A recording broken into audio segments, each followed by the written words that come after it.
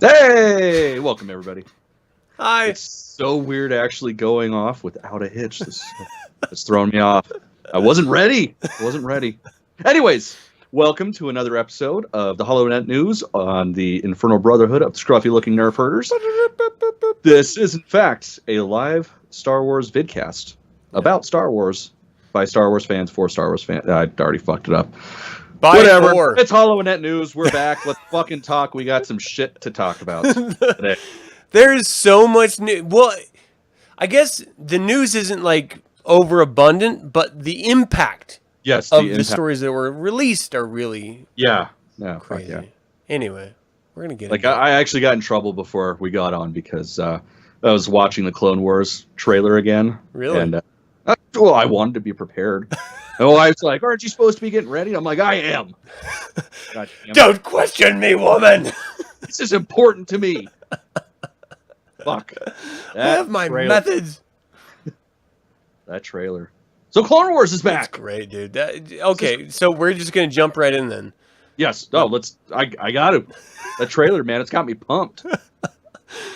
I'm pumped. I'm ready to go. Pumped, bro, let's do this. I got to pause it. Okay, so Clone Wars. So did you watch Clone Wars from the beginning, or did you sort of come into it? Well, no. Okay, I came into it later on. Like I came into it probably about season 2, because like the later end of season 2, because I just couldn't palate the first season. It was just way too corny for me. Same reason why I couldn't watch the movie, although apparently I need to, as per our discussion last night. Yeah. So, I mean, to be fair, after the gap of time between the original trilogy and the prequel trilogy and seeing Phantom Menace in the theaters, there's no fucking way I was going to not see the Clone Wars movie out of the theater when it was officially like premiered in theaters.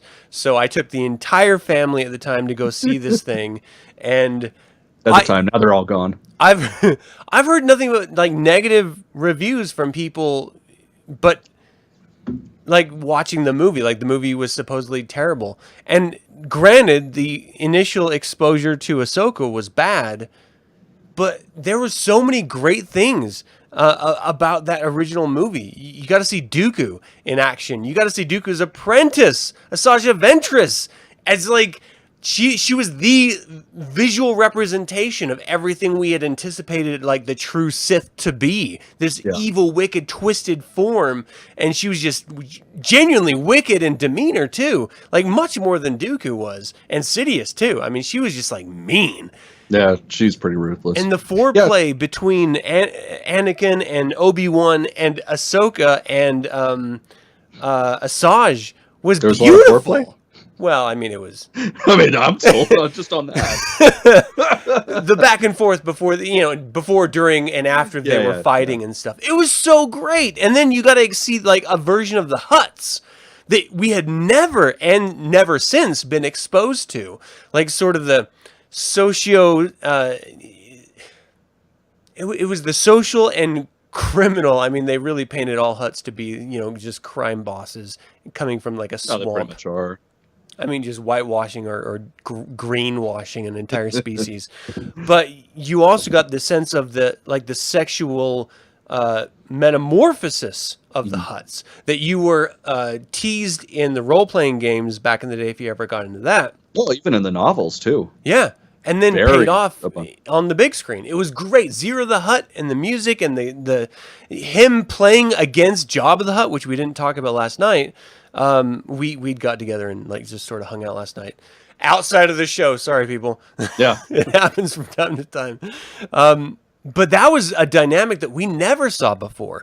And so it was Jabba the Hutt playing Zero the Hutt and the Republic against each other. It was really a brilliant like setup. It was great. Like I still like it to this day. I have the soundtrack.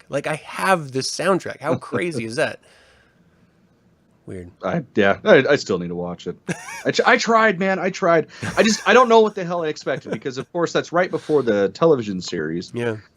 And I really have no idea what I expected, but I walked in probably about 20 minutes in, sat through about 5 minutes, is like, nope, checked out. No Like thanks. I couldn't do it. Good. So, Did you see the original Clone Wars series? The very like the cartoon one? yeah, No. yeah. No, I did not. With where Grievous was like actually like a real menace. Yeah, no, You didn't see that. That was dude, I great. completely forgot about him. I forgot that was even a thing. Wow. See, I was a little thrown because coming from that, which was right after Phantom Menace, I think I get it all a little mixed up because it was right after he came out of the military, and there was that Clone Wars series, animated series, which is just very 2D straight up animation, but it was genuine consequences in it where Grievous like killed Jedi on a regular basis, and Jedi were terrified of Grievous. It was insane. So you had that version, and then it transferred over to like the Clone Wars that we know, which was very much like weird. I always saw the Clone Wars art like you remember Mr. Rogers' Neighborhood and his little puppets? Yeah. That is what Clone Wars art reminds me of. I can't remember the name of the weird, creepy woman puppet. It was like marionettes. Like the art is like marionettes. It's weird. Like it's not. Yeah, okay. There's no normal about the Clone Wars art style. Yeah. Yeah, it is very exaggerated. Like and just creepy. Anyway, it's creepy weird because I have that attachment to it. But so it was very different. So when the movie came out, I was like, it's Star Wars, so I have to see it in the theaters. Every chance I get to fix a Star Wars, I'm going to take it. But then I'm like, the art really scares me. But then the story took over, and I was okay. So, but that was my point of all this is that the difference between the original Clone Wars series and this new Clone Wars trilogy, I think, is what sort of added that element of discord in the fan base. Like, we didn't know what was going on. Why start at one place and pick it up in another place? But as with the introduction of Ahsoka, everyone was turned off, but she ended up being, outside of Luke Skywalker himself, one of the most popular characters in the entire saga. Oh yeah, well, it's one of those ones that, at least for me, like, she grew on me. Like, I couldn't fucking stand her. That was the biggest reason why I didn't want to watch the Clone Wars. And anytime there was an Ahsoka heavy episode on, I just fucking tuned out. Until subsequent viewings, of course. And especially reading that novel, holy shit. Like, where she actually becomes Fulcrum. Or, sorry, spoiler, people that haven't read a fucking novel. Read Ahsoka. It's amazing. Read first, and then read Ahsoka. Yes.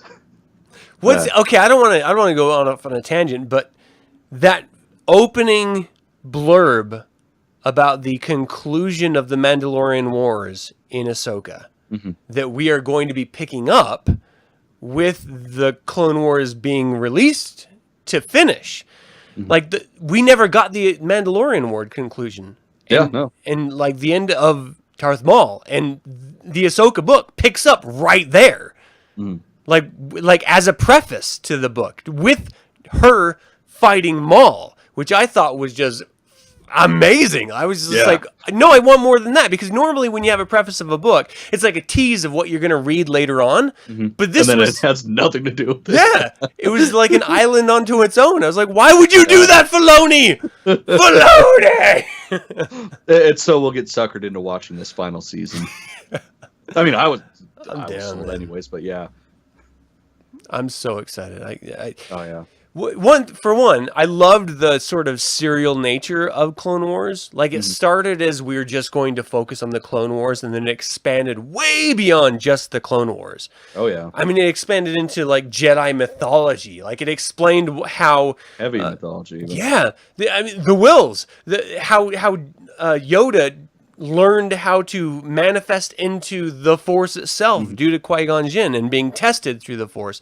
I mean, it gets into some really deep, and this is all, like, I think traditionally we tend to forget that the Clone Wars, this was George Lucas era. He, like, oversaw and approved everything about this entire series. And so when people are laughing and joking and mocking the ideas that Lucas had for the final trilogy, 7, 8, and 9 with the midichlorians, they tend to forget that it was his genius that created the Clone Wars that everyone, like, you can talk shit about, like, all you want about the prequels, but the Clone Wars, every Star Wars fan loved. Like, Oh, yeah. you may have not liked the beginning, but you came around. Everyone came around because it was great storytelling. See, that's my biggest thing. I always tell people, like, if they never gave it a chance, I say, pick any random episode in season 2, give that a full watching. If you don't want to start over from that, then you're fucking weird.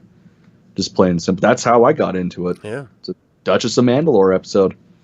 Oh, nice. It's amazing.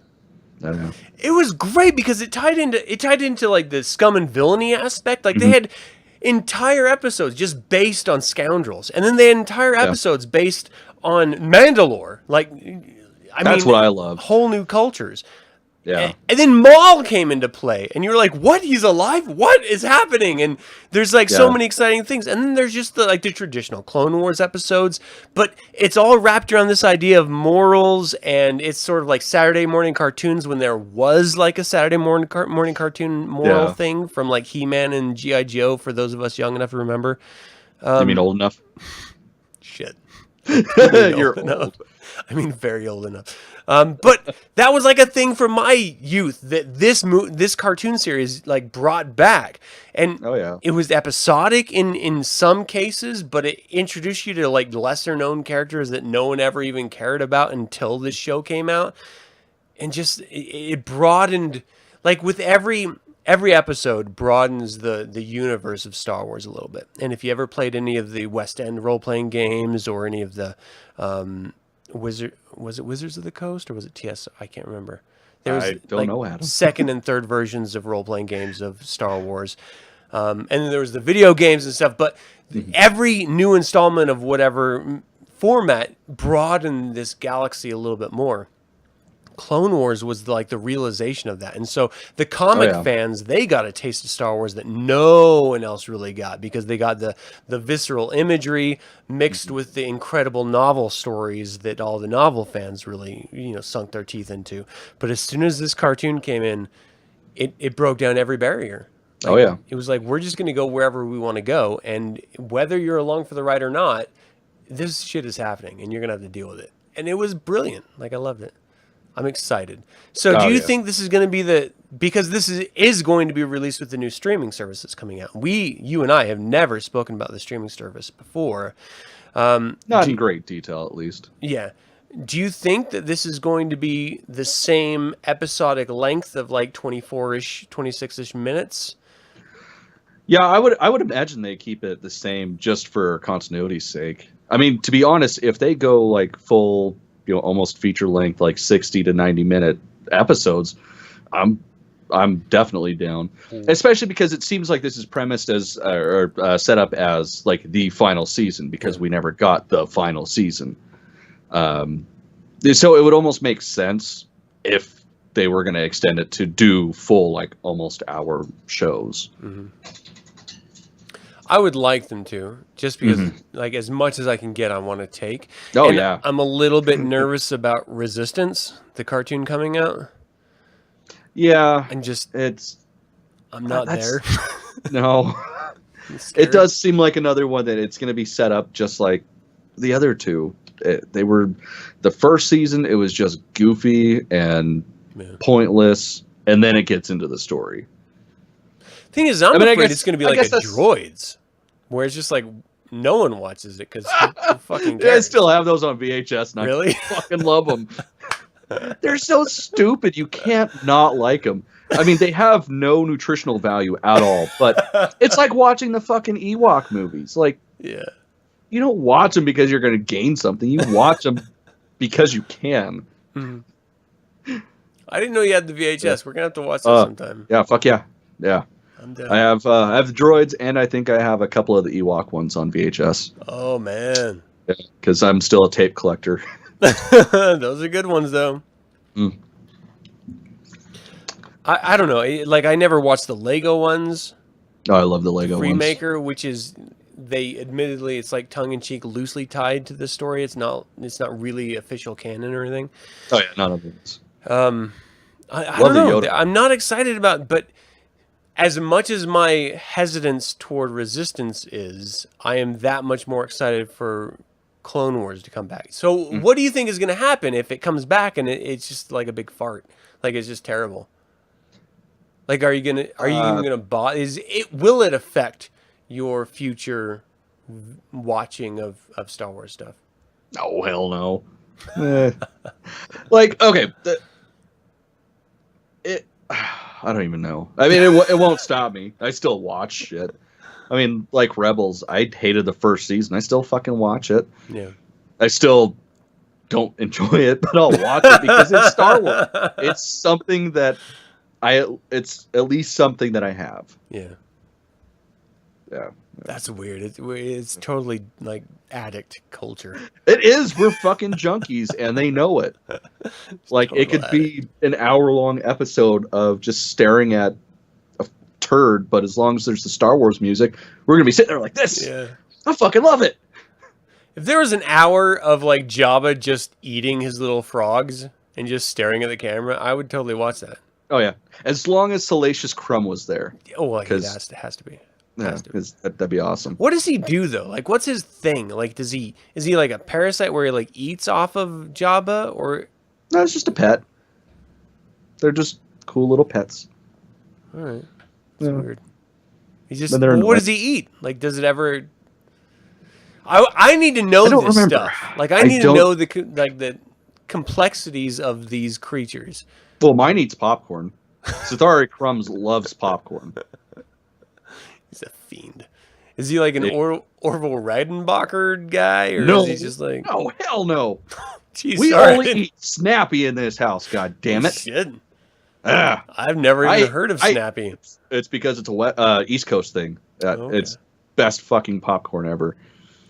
Yeah, better than Redenbacher. Yeah, because I'm a pretty fervent Redenbacher man. Yeah, no, the Snappy movie theater popcorn. Like I order it off Amazon by the case. Really? I fucking love popcorn. I'm gonna have to try this.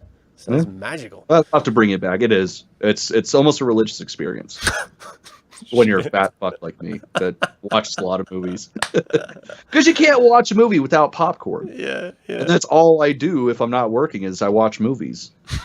So I'm always eating popcorn.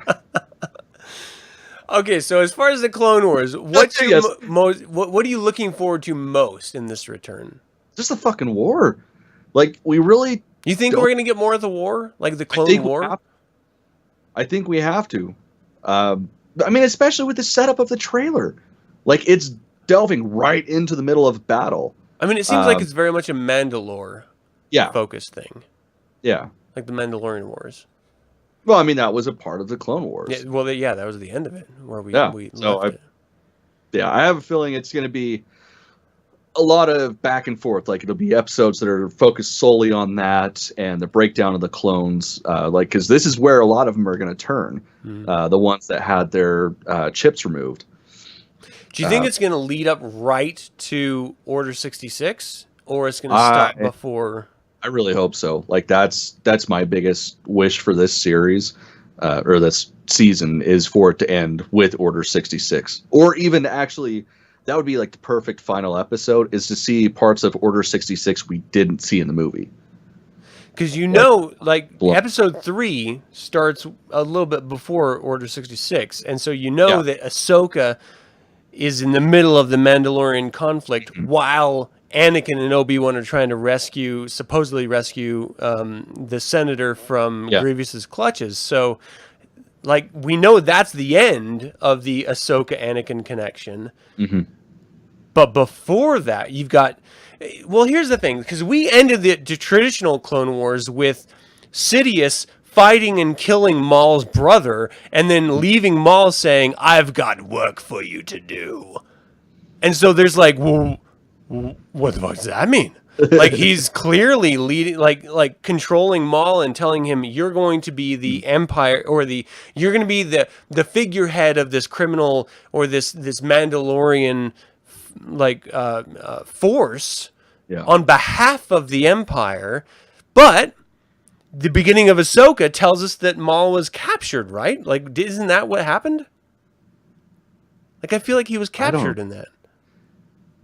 don't think so. It's been a long time, but I thought like they were fighting. Oh yeah, they were fighting. I don't remember. I swear to be he was honest. captured. All right, God damn it! No, I've read like 3 books since then, so I but it was just a certain short parts of it. preface, and that's why it was so Yeah, it was. torturous because Yeah, it was the it prologue. alluded to this battle that the clones and Ahsoka leading the clones were fighting Maul, and then I'm pretty sure she bested him, and then it just started the Ahsoka book. Yeah. I can't remember if he was captured though. Fuck. See, so this is the gap I'm hoping that this series fills. And Yeah. the only reason why it could be coming back is because, you know, as Filoni has stated already on the release announcement of this, is because of the fans, because of our fervor. So they have to explain that. Like they've already given us a sort of endpoint on, like, you know, Maul is now working with the Emperor. He was saved. He was not killed by the Emperor in order to do the Emperor's bidding. There's a Mandalorian Wars sort of like sandwiching that gap, and then Ahsoka faces him. Yeah. So there's a lot there to, and Solo fits in the middle of there somewhere too. The movie, where he is like a commander, right? Like that was in that time space, wasn't it? Or was that after? Oh shit! No, I'm second guessing. Yeah, god damn it, I don't remember. Okay, so why can't they give us a nice clean timeline like with the extended universe? Okay, I think I'm a little mixed up because Maul has to live past that point. Yeah, because of course. he's not in control of Mandalore. He's in control of a criminal syndicate 10 years before Episode 4, and Episode 3 was 20 years before Episode 4, right? Or like 18 or 14 or something. Well, yeah. How old was 19. Luke? 19. Okay, so like It was 19 18, years. 19 years. Yeah. Okay, so she couldn't have captured Maul. He had to have gotten away. No. And then Solo happened, and then like a decade later, that's when we got Episode 4. Yeah. All right, fuck. Now I need to see the series so I understand what the hell's going on. Yeah. There's a decade that's black of Maul that I don't understand. Do you think it's going to lead into the future a little bit? Do you think there's going to be any like secrets in the finale of Clone Wars that's going to lead us into whatever Resistance becomes? And I guess my biggest question is, do you think, because it seems like Clone Wars led to Rebels and Rebels is going to lead to Resistance, do you think there's going to be a bridge between Clone and Resistance? I would imagine. I mean, it just sort of makes sense as sort of like a teaser to make you want to watch the next series. Yeah. And it wouldn't surprise me too if it did start to go into the future, because they did kind of do that a little bit with the lost season of the Clone Wars. Right. Like with the episodes with Yoda and all that stuff. Like there was a lot of So future stuff. So it would just go in. It would go well with what we already have. Because I sort of want to close this part of it because we have a lot of other stuff to go to, and we're already half an hour in. Oh my god! Do you think Clone Wars? Because George Lucas was such a large part of the storytelling of the Clone Wars, do you think Filoni has what it takes to do without Lucas in tow? Yeah, I believe in him. Well, with a lot of the later years LFL stuff, it wasn't like George had a hand in it because it was, he's Uncle George. He controlled everything. But towards the end, a lot of it was just him saying yes or no to something. And with Filoni already helming the ship, it was mostly him, just Uncle George saying yes or no, change this name type of stuff. So I've got nothing but faith in him for this series, or for this finale of the series. And as sort of a side projection, maybe, do you think this is an effort on Disney's part, on Lucasfilm's part, to ease the backlash that some fans have and just say, look, I'm sorry you don't like this one thing. Let's go back to what you love for just a little bit longer in order for you to forgive us. Do you think? Well, I mean, yes and no. I mean, this is something they've been planning since they bought it, because, I mean, with the animation, or with this style of animation, it takes years to produce anyways. But I think it was really good timing on their part to release it at this point with the backlash of The Last Jedi and Solo. Yeah. which I can't believe people are fucking hating on Solo to this day. I just want to punch them all in the face. I'm kind of done with that argument. Yeah. Josh Apatow in the chat is asking, off topic, but have you heard or seen the rumor based on casting likeness about Thrawn potentially being in episode 9? I kind of think the theorists are grasping at straws. And Josh, let me just say, thank you so much for watching, and I appreciate your interaction. And He always watches. Just not always okay. on time. Well, thank you. So thanks for tuning in live. I have to say, I love the idea. Like, I know it.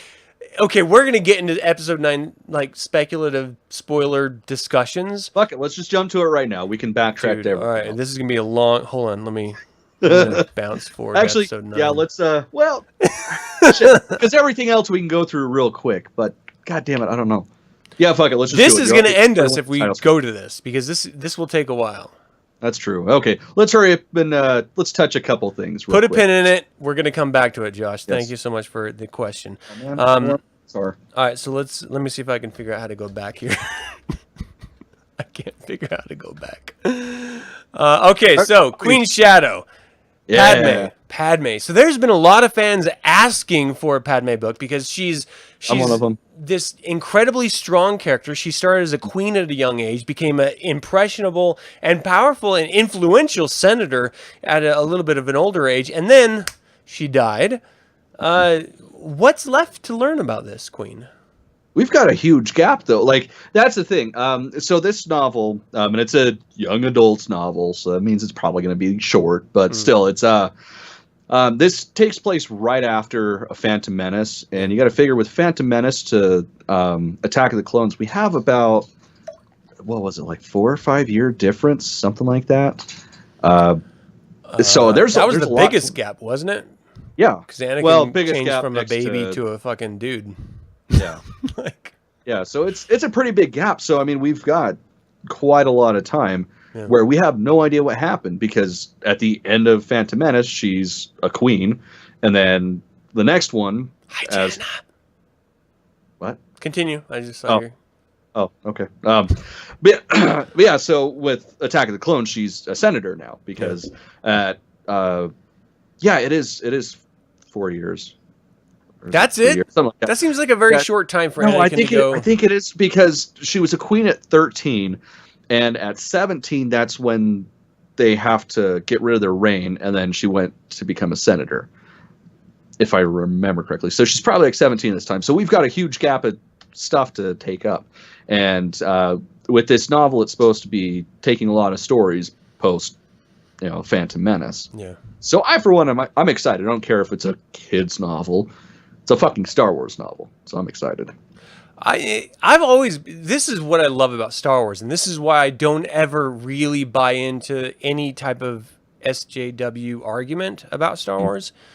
Star Wars has always been about empowerment, whether that is the underdog or whether that's feminine dominance. Like, it's always been about the strong character, whatever that character happens to be, taking control of a situation and, in an underdog sense, overcoming those odds. You saw it with Leia in the original trilogy, taking charge from the two doofuses that tried to save her from the first fucking Death Star. And just like, you know what, fuck it, we're going to go in the trash compactor to save our asses because you two idiots can't get us out of this fucking, like, dome of a death trap. They will do whatever it takes in order to survive. And we were led into this Padme story with the strength of Leia, and I think she did such a brilliant job. And this is why I loved episode 2 so much, Attack of the Clones, because that scene where her and Anakin are in that pit, that arena of death, that sort of Roman arena, Padme shone, I thought. Like, she was just strong and empowered and just... And whenever you saw her as the queen figurehead, she was brilliant and had no question about what she should do, not because she wanted to manipulate people, because it was just the de facto goodness. Like, this is what we have to do for our people. I don't necessarily want to do this, but for the benefit of our people, we must. And then that line in Attack of the Clone, episode 2, so this is how democracy dies, with thunderous applause. Brilliant. Like, it not only encapsulated that moment in the film, but of course it was a time capsule for what was going on politically in that era of release. Yeah. Brilliant line that I was like, yeah, this is it. Like, I love this character so goddamn much. Jana is saying, "Hi Adam, she is a cradle robber. No wonder little Annie goes to the dark side." Point well taken. Hey, you know what? I'd fucking go to the dark side. I got to tell you though, if I was Annie, I don't care. That's a babysitter I would love to have. Yes, exactly. That's the babysitter we all hope to have as children. Like, come on, just come on, just break the law. It's okay. I won't say shit. So, what are you hoping to see out of this novel? Like what type of development or encounter or obstacle? Like, what is it you're hoping for? Honestly, I just want adventures, like sort of like the Battle of Geonosis, like where she's actually like in a fight with people, like goes off, does stuff, and ends up having to actually rough someone up. I mean, I'm sure a lot of it will be the political arena, because that's where she shines. But I really just hope there's a few cool adventures in there. I really think that, well, I mean, so where we left her in episode 1 was sort of a celebratory of not being captured by the Separatists from her homeworld and sort of liberating her homeworld.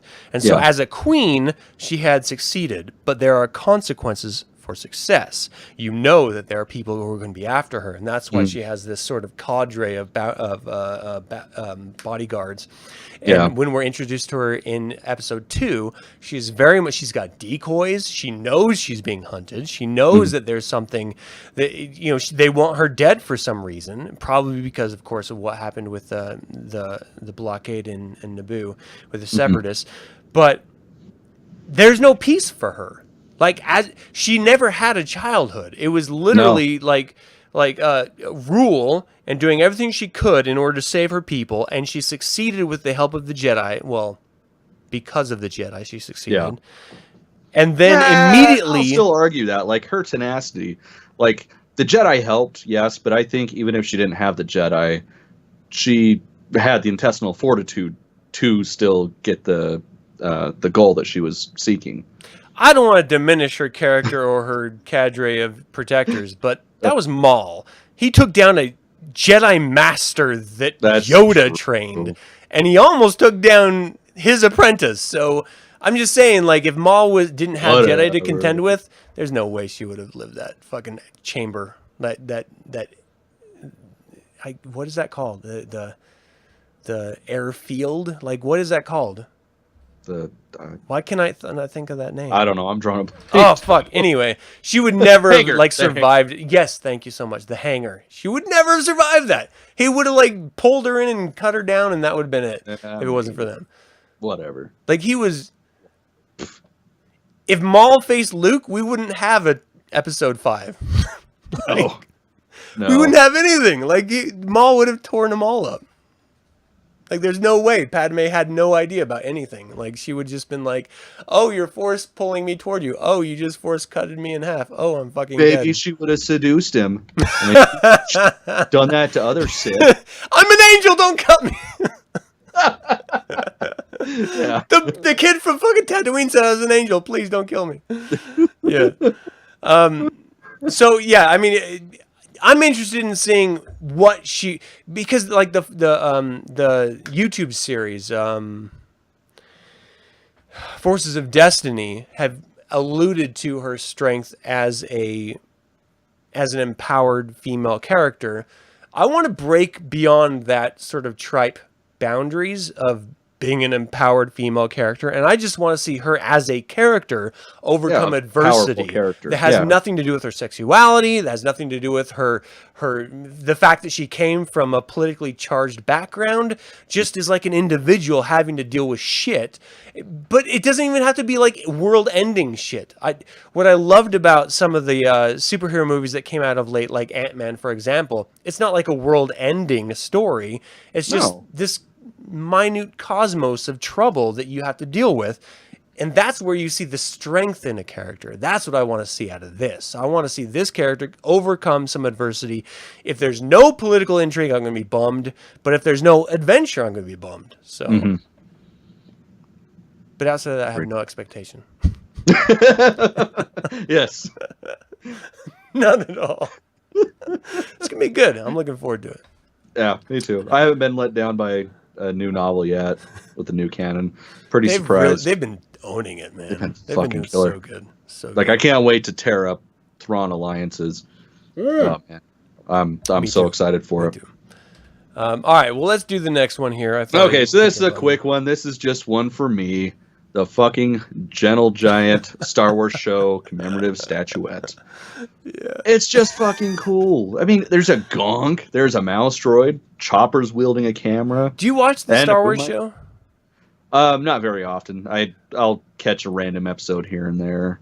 See, I was like a regular Rebels Recon viewer, which was just sort of like LucasArts breakdown of the episode you just watched, and then it sort of alluded to what the next episode was, mixed with a little Pablo Hidalgo Q&A from fan to, creator. And so I loved that aspect. And so when the Star Wars show was actually announced, I started watching it immediately because I'm a mad fan of Andy Gutierrez, the the host of both shows. And of course it's Star Wars, so how can you not like it? When they released this, I was just like, what a stupid fucking little, come on. And then You're stupid, it's a gonk droid. Gonk droids are the best. But all of this is very meta to the Star Wars show. Like, if you didn't see the Star Wars show, you wouldn't fully understand, Yeah, I did have to look up why, where the fuck this idea came from. Like Cheese, the mouse droid, and Chopper, and the camera there because of the Star Wars show with the boom mic. Yeah. I don't care. It's $150. I can find it somewhere. Is he... Okay, wait a second. I haven't thought about this before, but now that I'm looking at it... What? Is Chopper... Oh my gosh, how can I not remember this name? This phrase. Is he teabagging the gonk droid? You know what? It would appear so. If his little bottom thruster was his nutsack, then he is totally teabagging that gonk. I wouldn't have brought it up, but it is Chopper. It is Chopper. I wouldn't be surprised. That is totally within his character. R2 is like a super animated, personality-driven droid, but Chopper goes above and beyond that. Yeah, Chopper's like a little dickhead. He's like the little friend in your group that's like the smallest guy, so he's the biggest asshole. Yeah. But you love him anyways. That's Chopper. All right, so who's worse? I got to bring this out. Chopper or the Aftermath droid, the Vulture droid? What is he? What is his name? You're going to talk shit on Mr. Bones? Thank you, Mr. Bones. Who's worse, Chopper or Mr. Bones? Chopper. I love Mr. Bones. You think Mr. Bones is better than Chopper? Not as the endearing nature of a character, but who is more of a dickhead? I would say Chopper because he's conscious of it. That's interesting. Yeah, because Mr. Bones, he's only fulfilling his program. Master. Yeah, that's all he's doing. He doesn't maliciously fuck with people. Oh shit! Because this is interesting to me. This is so geeky. This is so meta and geeky. This is what I love about this, because Bones is very much fulfilling a mandate. He's only protecting. He doesn't act like a douche at regular intervals. He's just, the only time he goes off the hook. And when he does, holy shit, he goes crazy off the hook, murdering motherfuckers. Yeah, Chopper's never officially murdered anyone, but he's just a constant ass. Yeah, he's just a dickhead. It does exactly to his friends too. He'll set up his friends to start fighting between each other. Oh yeah. Okay, yeah. Chopper's worse than fucking Mr. Bones. That's fucked up. Yeah. Yeah, because Mr. Bones makes people turn into just puddles. Yeah. That's so awesome.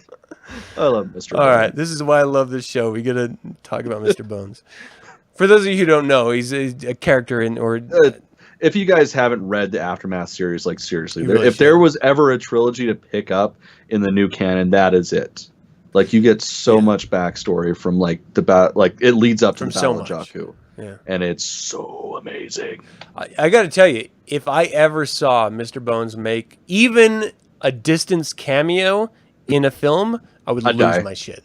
Yeah. Just, like, holy shit! Oh my god! Like Yep. I would just lose it. get up. I'd walk out of the movie because there's nothing from that point that could be better. So funny. All right. Yeah, I'm not a huge statue or toy collector. This is a fun one. It is fun. Neither am I. Lying motherfucker. All right, what's next here? What do we got here? It looks like a bunch of books. Yeah, what are we? A lot of book announcements. Looking at outside of the. Oh yeah, just cool books. Oh my god, sorry.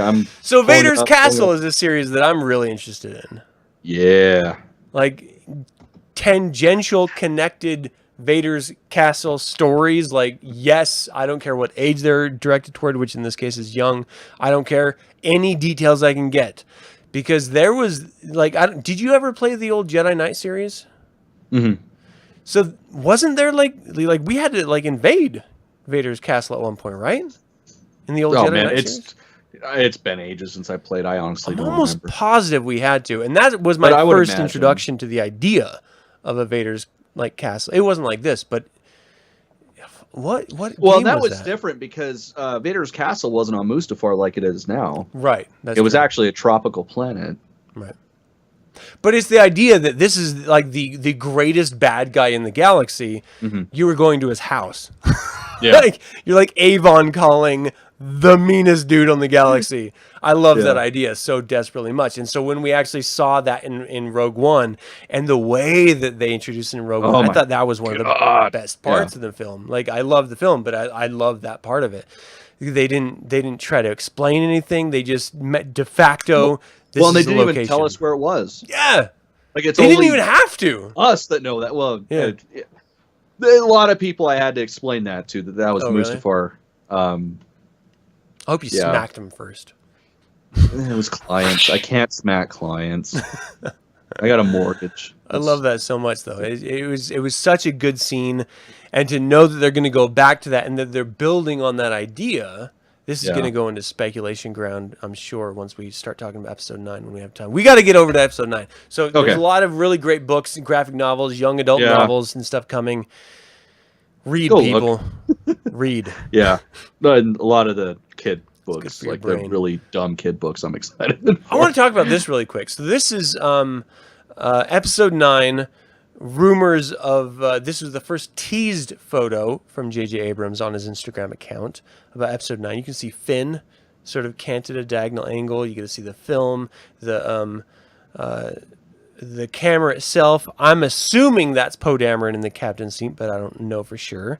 I'm pretty sure you can see Chewbacca in the background behind Finn, but again, don't know. Yeah, I love that they're. This is what I love about the movies, is that they tease stuff to come. Mm-hmm. So I'm hoping that they continue to do so. Oh, of course they will. Come on, JJ. He always gets us that way. I need my fix. All right, fuck it. Let's get to episode 9. Let's fuck it. Let's just go straight. We'll even just ignore the casting announcements because who cares? Yeah, people have heard by now. Yeah, we already know. Speculation here. Yeah, speculation. Tons of rumors. Let's lead off with Josh's question about Thrawn. Yeah, I haven't heard shit about Thrawn, but what? It just seems like it would make sense. Especially with how big of a part he played in Rebels and how they left it open to where he's still potentially alive. And we really don't have much knowledge about the Chiss race, their age expectancy or anything. So, in theory, it is possible that he's still alive at this point. Yeah. Well, I guess he really wouldn't be that old. At this point, he'd be about in his 60s, 70s, something like that. So, yeah, even if they have the same humanoid life expectancy that we do, it's still, in theory, he could be there. I'm a little... Well, okay, so to Josh's point, there was an actor, I'm trying to find his name, that was announced, that does resemble the character from Rebels of Thrawn. Oh, really? But again, any any cast announcement, you know that it's just going. It could very well. There were so many cameos in episode 8 that they didn't have any role at all. It was just like a background character, but it was still announced. So you have to sort of like, you know, meter out your expectations when it comes to this type of stuff. But the implications of that, like, let's just say you've never seen a cartoon. All you know are Star Wars movies, and they throw in a blue guy. They have to explain that. No, they don't. They've never had that type of a main character before, like an alien main character, without explaining it. Like Jabba, they fully explained before you ever saw him on camera. That's true. Like any big name like Thrawn, especially when there's such a backstory, like in the new canon about that character. Like, how did he get away from fucking Ezra? How did he get away from the whales? Like, what? Yeah. How did he get here? And I know that the Thrawn Alliance's book that just came out doesn't explain that. And so I need to know. Like, if they just brought him up in a film, I would lose my shit because there's so many unanswered questions. And for those of us who aren't aware of all of that backstory, they would just be like, I don't get it. Like, who's that? What does that mean? What's a Thrawn? Who's that? Like, what's a, if they even say Chiss, what's a Chiss? Like, there's so much to break down. Like, oh, they live in the Outer Realm. They probably knew about the First Order because they were talking with the Empire remnant that became the First Order. They probably had some connection with Snoke. I mean, there was just tons of stuff to try to, like, break down. How did the Chiss not know about the First Order when they're in their backyard? Yeah. What about the threat that the books allude to? Richard E. Grant, thank you, Josh, was the actor. That he does genuinely look like Thrawn, the character. I'll have to look him up. This is the first time hearing about this stuff. See, and I was gonna pull like IMDb profiles and photos and stuff, but I was like, I've got like a wife I want to talk to, so I'm not going to. But I really wanted to. Sorry, people. Stupid wife. Stupid relationships outside of Star Wars. It's dumb. Waste of time. I mean, I love you, Jana. All right. Everybody but you. I don't even think she's watching anymore. I don't think she watches, actually. So I love the idea of Thrawn, but there's too much to that character to just drop on us in a single film without him being the main character. And to be honest, this is a wrap-up of the Skywalker saga, supposedly. I don't know how they're going to do it, but supposedly. So I don't see Thrawn. I agree with you. I don't see it as a real option, but I would love. Like, what if the Chiss came to save the Resistance?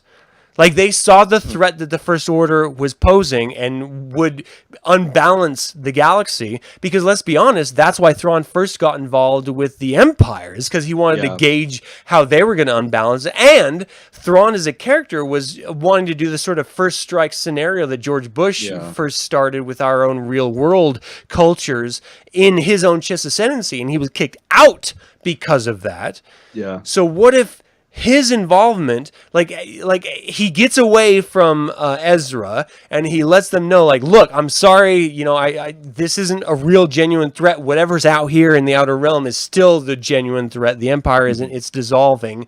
And then suddenly the First Order comes and they're like, oh shit, we've got to get into the First Order and find out what they're going to do. Like, this is a genuine threat now because it's outside of this dichotomy that the original Sith, Rebel Alliance, Empire, whatever was going on.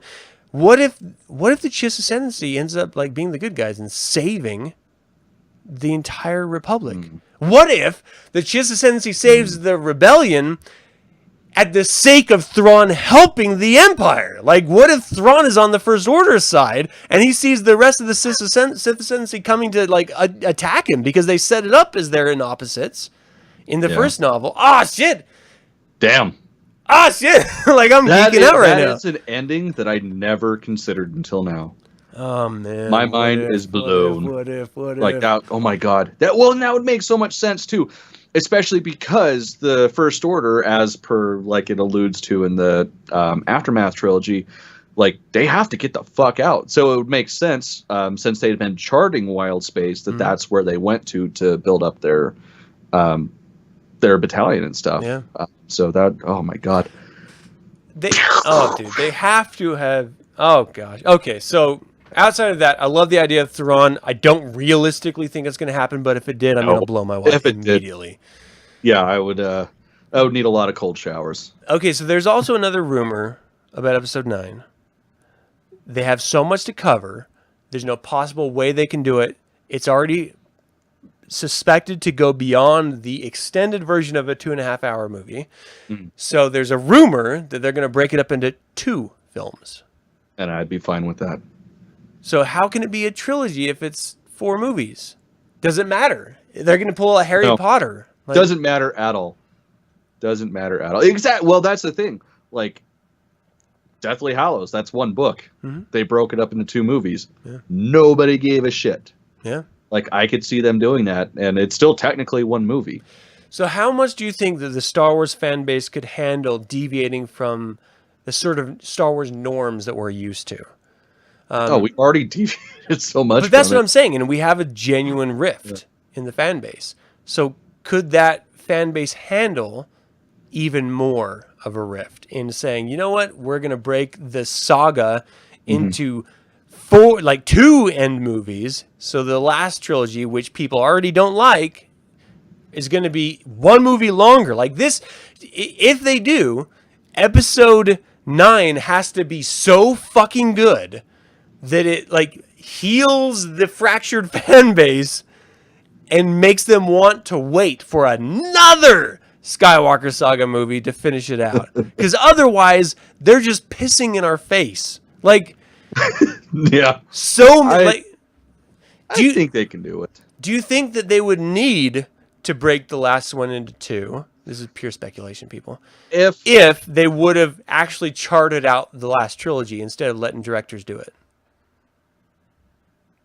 Okay, sorry, say that again. So the way that Disney approached this last trilogy was they let each director kind of do their own thing. If instead of doing that, they just said, we have a solid story. This is the 3-story arc of the 3 final movies that we're going to follow. Do you think that they would have even considered breaking the last movie into 2? Oh, no. No, why? So you think Like this if they already have an outline? only reaction to the Rian Johnson trilogy and the J.J. Abrams preceding it? Yeah, I could totally see it as sort of like movie trilogy. Trying to kiss everybody's ass, kind of fix everything. Like I'd be on board. I'd be a lot better with that.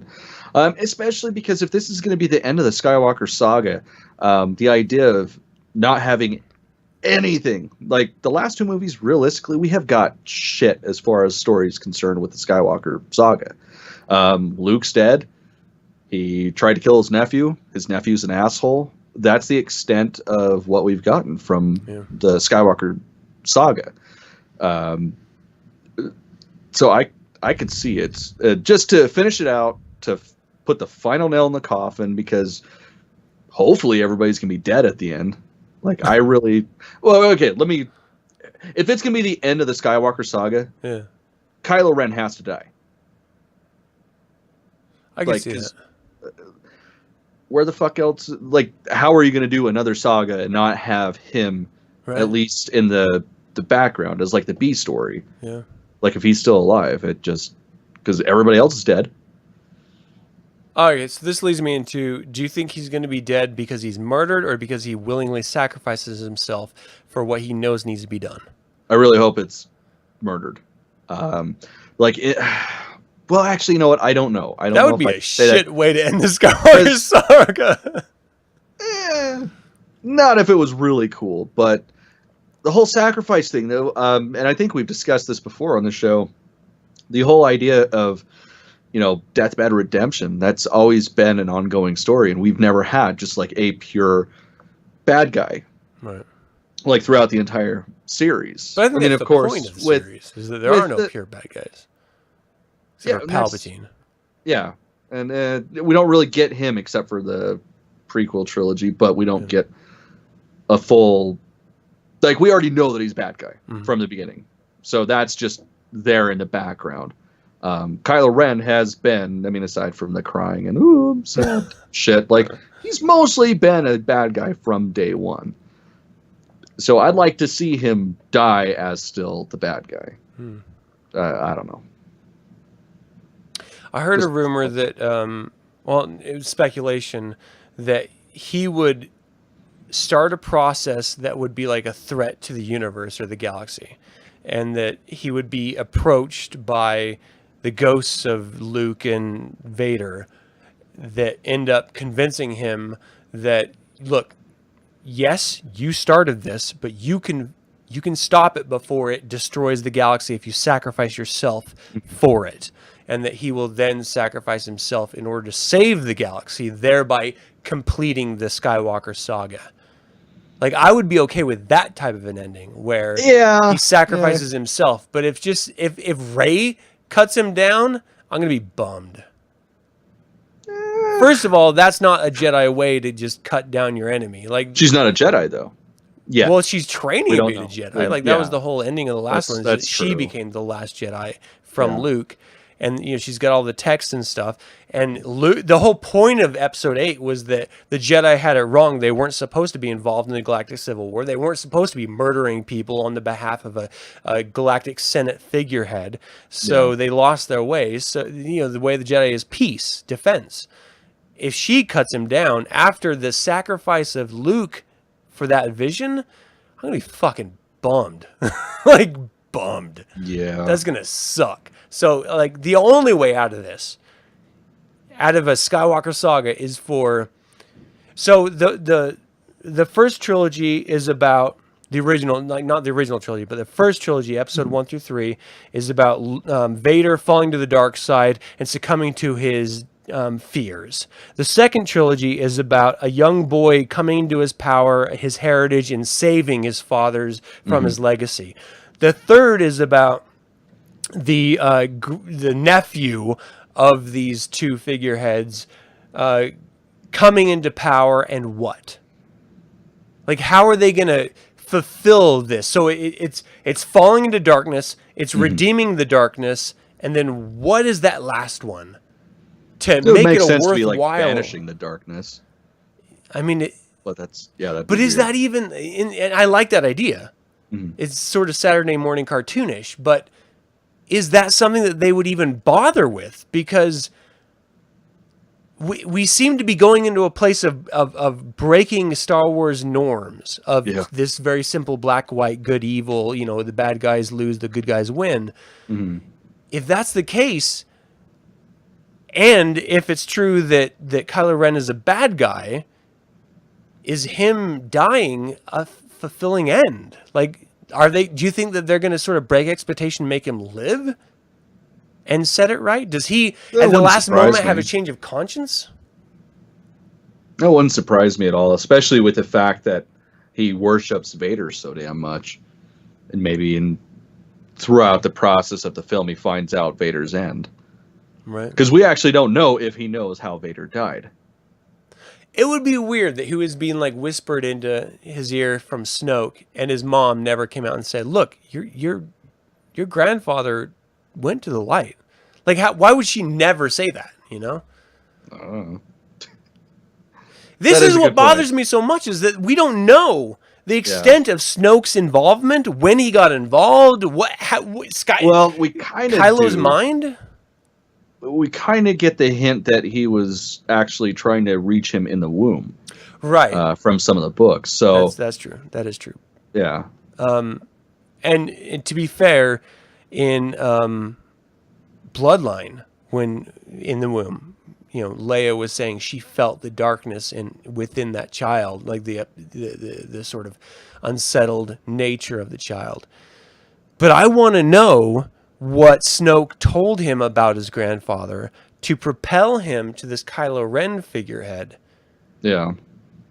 Because that's the only motivation we know of that character, is the assumption that was told to him, the alluding that he was so twisted by Snoke because of the suggestion that he could be the new Vader. So what did he tell him about Vader that was so redeeming, that was so admirable? Like what if it is so central to this character that is the last Skywalker, that is the purpose of this final trilogy? Why would you not tell the audience in the second act? Why would you wait till the third act to explain why he turned and then how he was redeemed or fallen for good? Or like, it's so much to ask of a final movie. They did explain why he turned though, because Luke attacked him. That's a shit excuse. Yes, it is a shit explanation, but they did fucking do it. Now, not explaining how he became the leader of the Knights of Ren, or even what the fucking Knights of Ren I don't even buy that as an excuse for turning, because he had to have already been in that headspace. Like, someone's like, look, your uncle, he's ready to kill you because you're learning these secrets of the dark side that he never wanted you to know, and he's going to turn against you, and then he turns against you. At no point is there like, you're my mom's brother, you're my uncle. What the fuck, dude? Like, what? This is what I don't understand, is that these characters, like Luke, went through this already. Mm-hmm. Why doesn't he, like, sit Kylo down and he's like, hey, bro, look, let me tell you about something. Your grandpa went down this path. This is why you stay... Why is Vader not the central core to his instructional method? Like, why would you not use that example? Like, look, there was a super bad guy named Sidious. He came in and he corrupted a super Jedi named Darth Vader, who was born of the Force. Yeah. The very Force you are using to manipulate rocks. And let's just say that when he went to the dark side, it didn't turn out so good for the galaxy. And I happened to save them. So don't do it. Like, why would that not be part of it?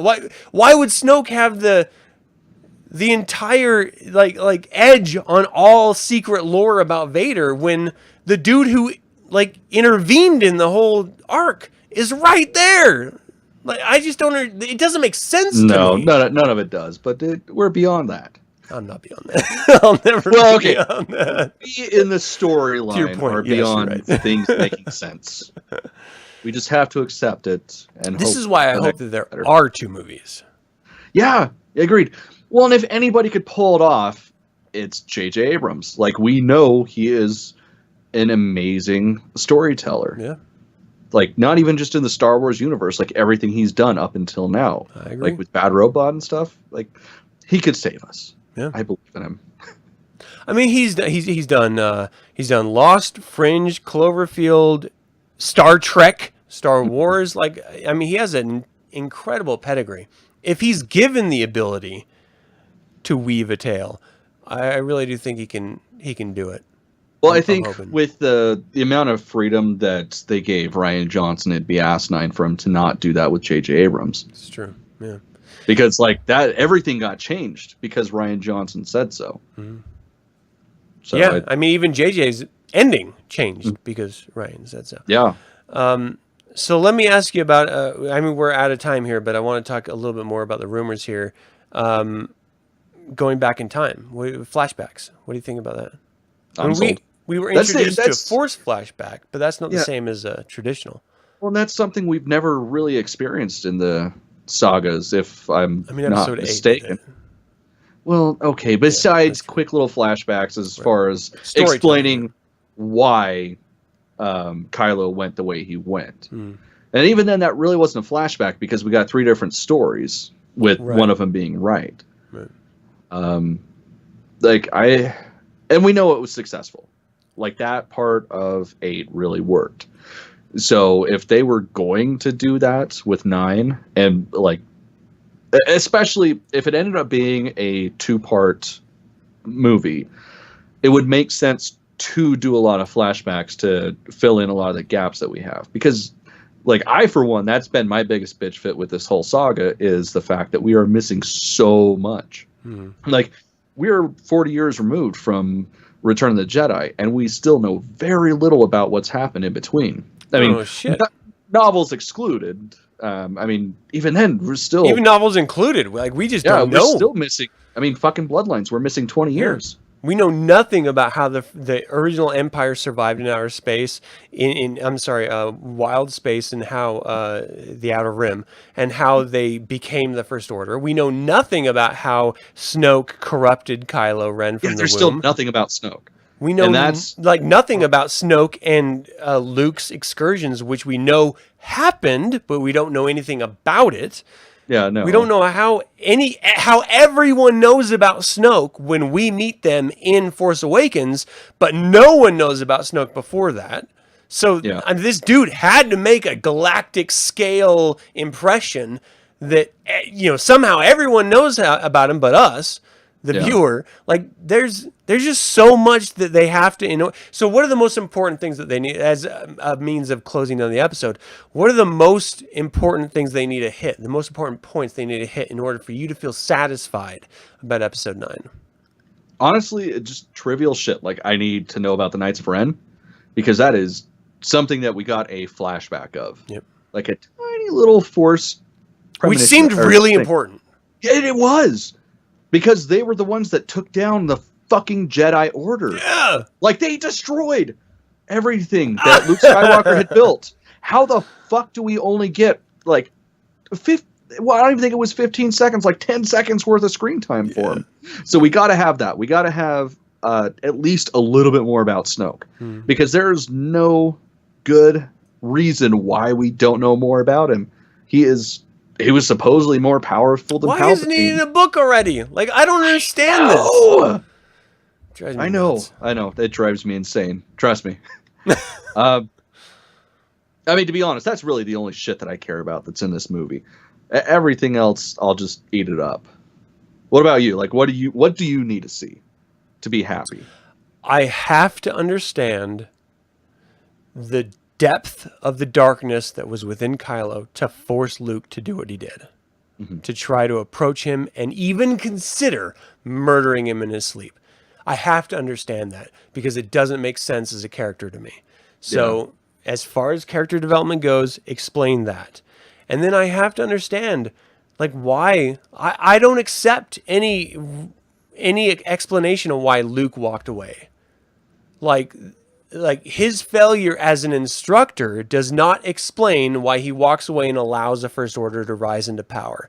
That doesn't make sense to me. Why he would abandon everything that he knows. Yeah. Like, I need that. So I need to know Kylo's darkness. I need to know Luke's absence. And I have to know where the fuck Snoke comes from. Yeah. Like, he has to come from like, you don't set up the ultimate bad guy, even if he gets killed in the second installment. He is a genuine threat that sets up the motivations for all of your antagonists and protagonists for all future movies. You don't just have him pop up without explaining where he comes from. Like, I have to know that. And it's not like we'll explain it in a novel. No, give me a fucking monologue. Like, tell me. Stop pretending like it's not a big deal. And I want to know if that's the voice that was calling Palpatine. I do too. Oh, and they alluded that in Aftermath. Like, fuck. Yeah. One more thing, dude, because we know they're bringing in Force ghosts, and I meant to bring this up earlier. Qui-Gon fucking Jinn. If they're gonna bring back Force ghosts, like a lot of them, and in power, Qui-Gon Jinn, one of the single most powerful Jedis that ever lived. Yep. He needs to be in it. I'm terrified of that because I could see it going wrong so badly. Well, I'm scared of the idea of Force ghosts fighting. Like, that bothers me. I don't like that at all. Especially when, like, from a certain point of view novel where it explained how it was so painful for Obi-Wan to manifest himself, and that being outside of the Force itself to manifest himself was just such a terrible experience for him, but he felt he had to. To see Yoda come out and do that, to see Qui-Gon Jinn do that, I would love to see it, but I don't know, man. Like, they have to have a good story around it for me to, like, be down. I don't want to see, like, ghosts pulling lightning down against each other. Like, yeah. It could get silly really easily. Like, that's what I'm saying. Well, but on the other side of the coin, one of at least my favorite lightsaber battles is the silliest fucking lightsaber battle in all, like, the entire saga. And that's the Senate chamber between Palpatine and Yoda. Yeah. That is goofy as fuck, but that gives me goosebumps every time I watch it. Yeah, it's like the ultimate good and ultimate bad. Yeah. Yeah. Yeah. I edge on. I'm torn between Obi-Wan and Anakin, is the finale of episode 3, and Luke and Vader in Empire, knowing he's outmatched, and he still steps up. Like, I just think that was such a great lightsaber fight. Oh, we got to do like a best of and debate it. I like that. Oh man. Okay. Well, thank you all so much. Is there anything else you wanted to cover? Nope, I think we about covered it. I know as soon as we sign off, I'll finally remember the rest of the shit that I forgot to write down. But we covered more than an hour, so I think we should probably sign off. Well, we don't know the topic that we're going to be covering for our main show later this month. No, not yet. We just know it's our anniversary show, so it's going to hopefully be something special. That's the big 1 year. Oh my god! If you guys have any ideas, please do write us. What do you want to see for the 1 year episode of the Infernal Brotherhood of the Scruffy Looking Nerf Herders? That's exciting. Let us know. We're going to do videos. We're going to do audio. We're going to do all sorts of shit. Yeah. It's going to be good. I'm looking forward to it. All right. Thank you all so much for tuning in. Thank you, Josh, for your questions and inspiring conversation. I appreciate it, man. And Jenna, it's always great to see you in the chat room whenever you're there. Make sure you guys subscribe to the YouTube channel. But we're not just on YouTube anymore. We now have a website. We have an audio version of the live YouTube podcast that you can subscribe to and rate and review. So where can people go? What's our website? Where can people go to find us online? Well, that is theinfernalbrotherhood.com. Nice. And let's just say, for argument's sake, someone wants to submit their own I'm a Scruffy Looking Nerf Herder video or audio file. Where could they send that? Well, there's two ways, Adam, and I always forget the second one, so that's your job.